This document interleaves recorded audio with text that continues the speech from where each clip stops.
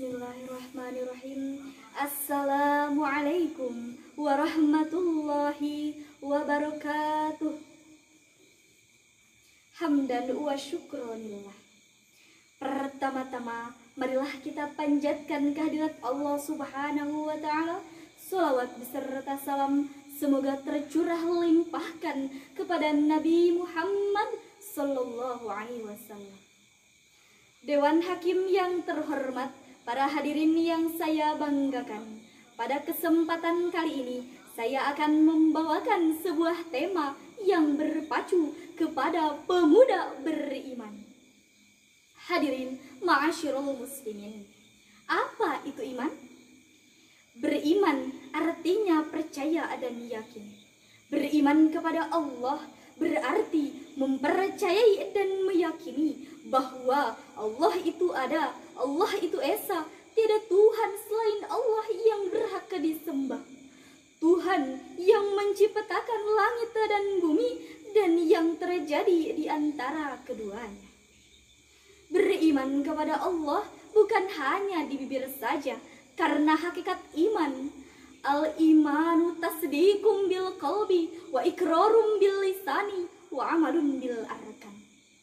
Iman itu membenarkan dalam hati, mengikrarkan dalam lisan, dan mengamalkan dengan anggota badan.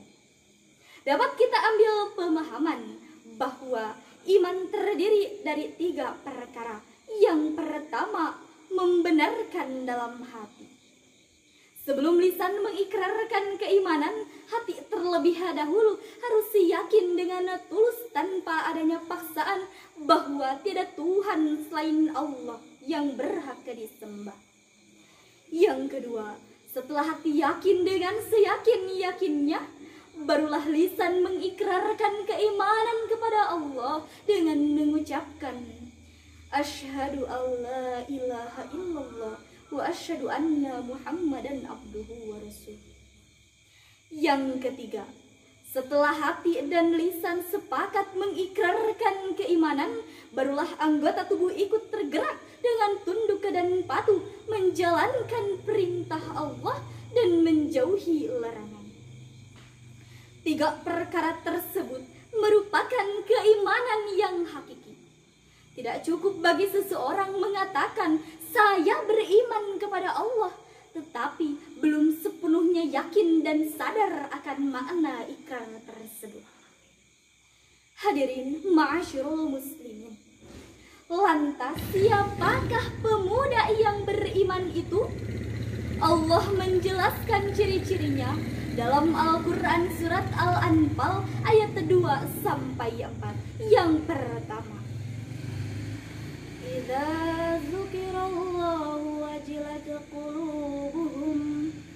Apabila terdengar nama Allah, maka bergemetar hatinya. Ini adalah bukti keimanan yang sesungguhnya. Ia menyadari dan meyakini bahwa Allah Maha berkuasa, Allah Maha berkehendak. Setiap gerak-gerik langkahnya diawasi oleh Allah Subhanahu wa ta'ala.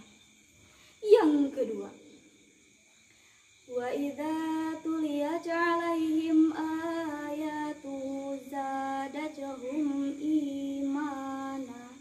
Apabila terdengar ayat suci Al-Quran, maka bertambah keimanannya. Mukmin sejati apabila mendengar ayat suci Al-Quran, maka bertambah kuat, bertambah kokoh keimanannya. Al-Quran merupakan pedoman hidup di dunia, sebagai mukjizat yang tidak bisa ditiru keindahan bahasanya. Yang ketiga, wa 'ala rabbihim yatawakkalun. Hanya kepada Allah lah bertawakal. Mukmin sejati selalu berharap dan menggantungkan nasibnya kepada Allah. Allah tempat kembali, Allah tempat meminta segala sesuatu. Dia hanya bertawakal, berpasrah diri kepada Allah setelah berikhtiar dan berdoa. Karena ia yakin setelah berikhtiar dan berdoa adalah cara terbaik yang Allah berikan. Yang keempat, alladzina yuqimuna